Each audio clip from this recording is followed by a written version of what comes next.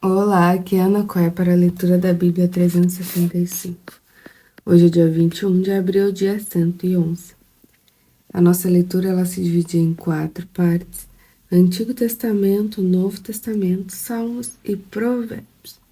O objetivo é que possamos juntamente fazer um devocional da palavra para nos conectarmos espiritualmente e principalmente nos fortalecermos na fé pelo ouvir da palavra.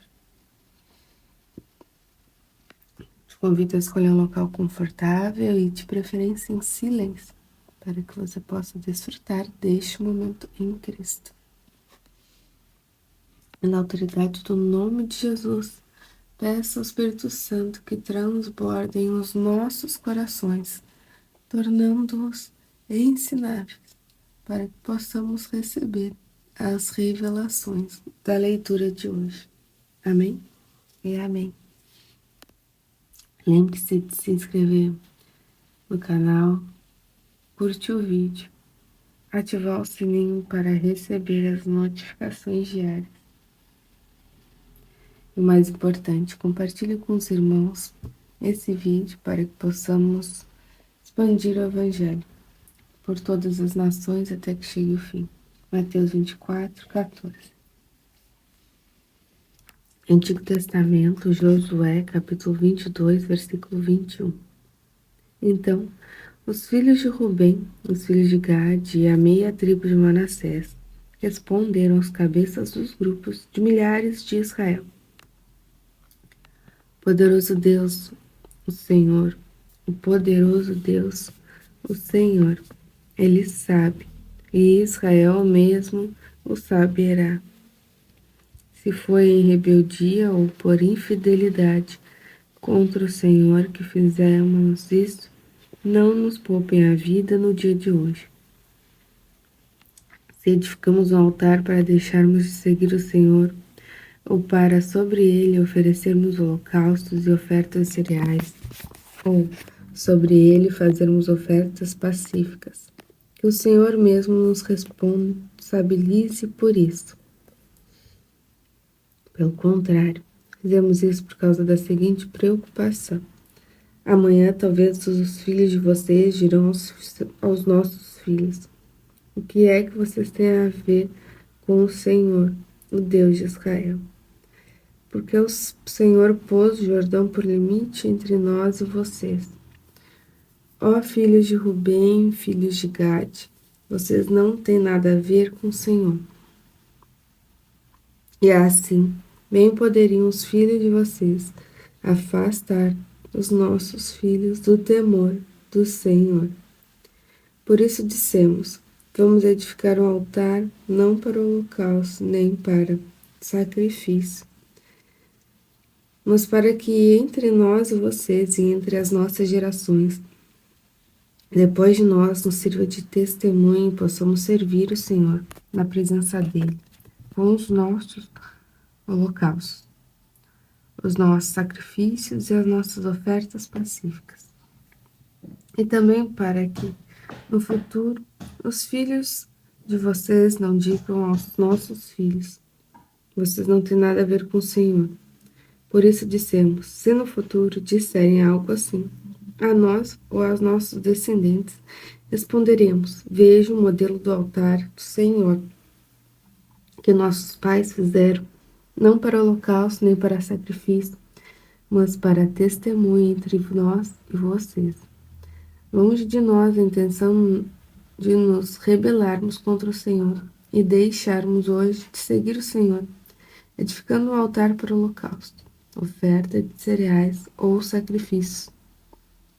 Altar que não é altar do Senhor, nosso Deus, que está diante do seu tabernáculo. Quando o sacerdote Finéias, os chefes da congregação, os cabeças do grupo de milhares de Israel que estavam com ele, ouviram as palavras que disseram os filhos de Rubem, os filhos de Gade, os filhos de Manassés, deram-se por satisfeitos. E Finéias, filho do sacerdote Eleazar, disse aos filhos de Rubem, aos filhos de Gade e aos filhos de Manassés: hoje sabemos que o Senhor está no meio de nós, porque vocês não cometeram infidelidade contra o Senhor. Assim, vocês livraram os filhos de Israel da mão do Senhor. Finéias, filho do sacerdote Eleazar, e os chefes, deixando os filhos de Rubem, os filhos de Gade, voltaram da terra de Gileade para a terra de Canaã. Os filhos de Israel lhes deram relatório de tudo. Com essa resposta, os filhos de Israel se deram por satisfeitos e bendisseram a Deus. E não falaram mais de ir e fazer guerra contra eles, para destruírem a terra em que habitavam os filhos de Rubem e os filhos de Gade.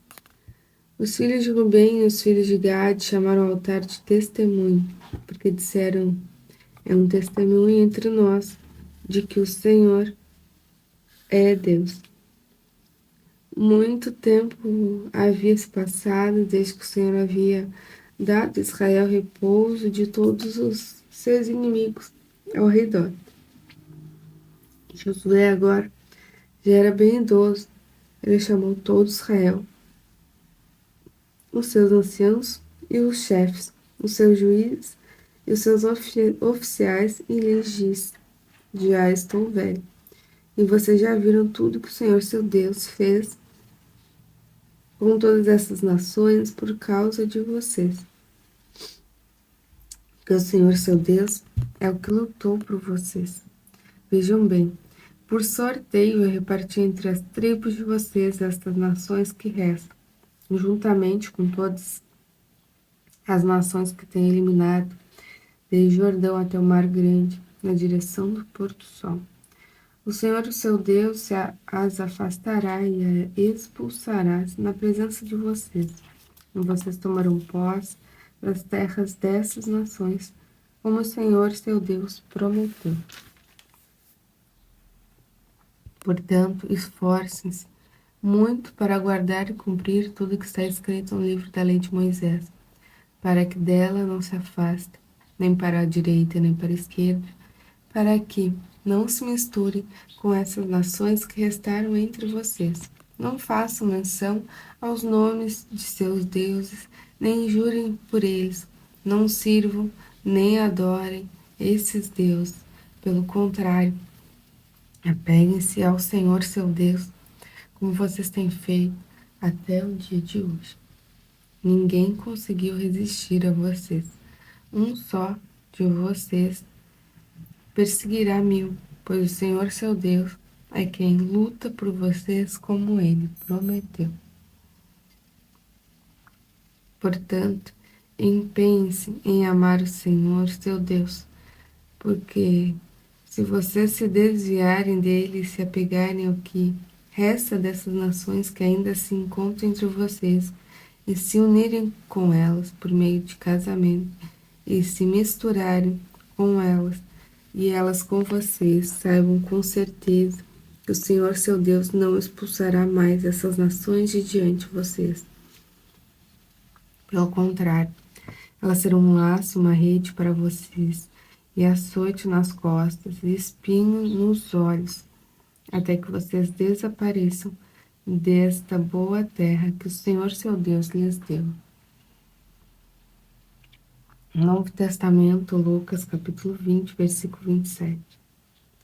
Chegando algum dos saduceus, que dizem não haver ressurreição, perguntaram a Jesus: Mestre, Moisés que nos deixou escrito que, se um homem casado morrer sem deixar filhos, o irmão desse homem deve casar com a viúva e gerar descendentes para o falecido. Ora, havia 7 irmãos, o primeiro casou e morreu sem filhos, o segundo e o terceiro também casaram com a viúva, e assim foi com os 7. Todos morreram sem deixar filhos. Por fim, morreu também a mulher. Portanto, na ressurreição de qual deles a mulher será esposa? Porque os 7 casaram com ela. Jesus respondeu: os filhos deste mundo casam e se dão em casamento, mas os que são considerados dignos de alcançar a era vindoura e a ressurreição dentre os mortos não casam, nem se dão em casamento, pois não podem mais morrer, porque são iguais aos anjos e são filhos de Deus, sendo filhos da ressurreição. e que os mortos ressuscitam. Moisés o indicou no trecho referente a Sarse, quando afirma que o Senhor é o Deus de Abraão, o Deus de Isaac, o Deus de Jacó. Ora, Deus não é Deus dos mortos, e sim de vivos, porque para ele todos vivem.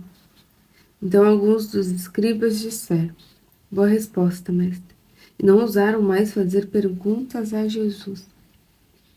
Mas Jesus lhes perguntou: Como se pode dizer que o Cristo é filho de Davi?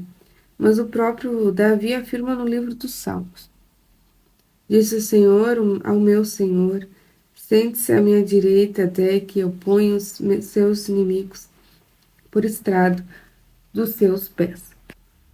Portanto, Davi o chama de Senhor. Então, Davi, como ele pode ser filho de Davi? Quando o povo estava ouvindo, Jesus disse aos seus discípulos: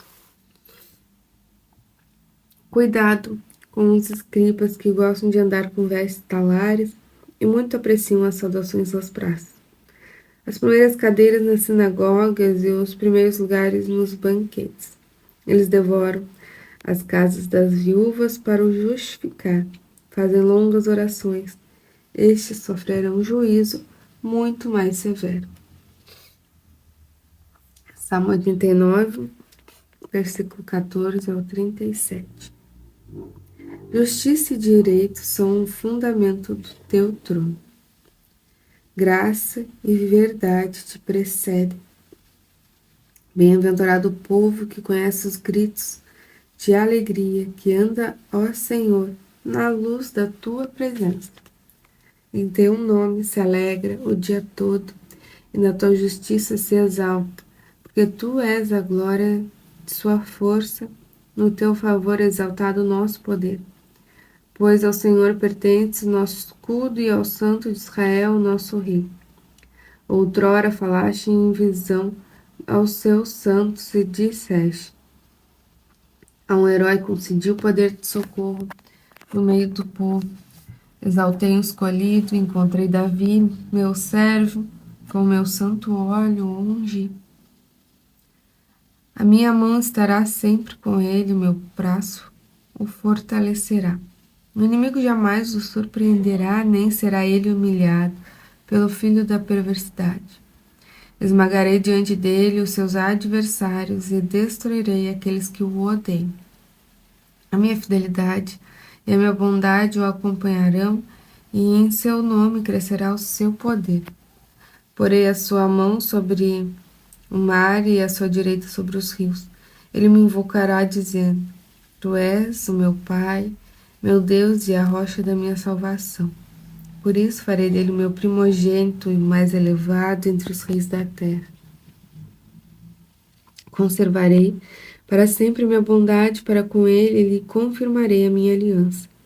Farei durar para sempre a sua descendência, e o seu trono ficará firme enquanto o céu existir. Se os filhos dele desprezarem a minha lei e não andarem nos meus juízos, se violarem os meus preceitos e não guardarem os meus mandamentos, então punirei com vara as suas transgressões e com açoites a sua iniquidade. Mas jamais retirarei dele a minha bondade, nem desmentirei a minha fidelidade. Não violarei a minha aliança, nem modificarei o que meus lábios prometeram. Uma vez jurei por minha santidade que nunca mentiria a Davi. A sua posteridade durará para sempre, e seu trono, como o sol diante de mim. Ele será estabelecido para sempre, como a lua, e fiel como a testemunha nos céus. Provérbios capítulo 13, versículo 17 e 19. O mensageiro perverso se precipita no mal, mas o embaixador fiel produz cura. Pobreza e vergonha sobrevêm ao que rejeita a instrução, mas o que aceita a repreensão será honrado. O desejo que se cumpre agrada a alma, mas os tolos detestam afastar-se do mal. Terminamos mais uma leitura diária. Muito grato por este momento. Tenha um extraordinário dia. Deus abençoe você e a sua família. E até amanhã.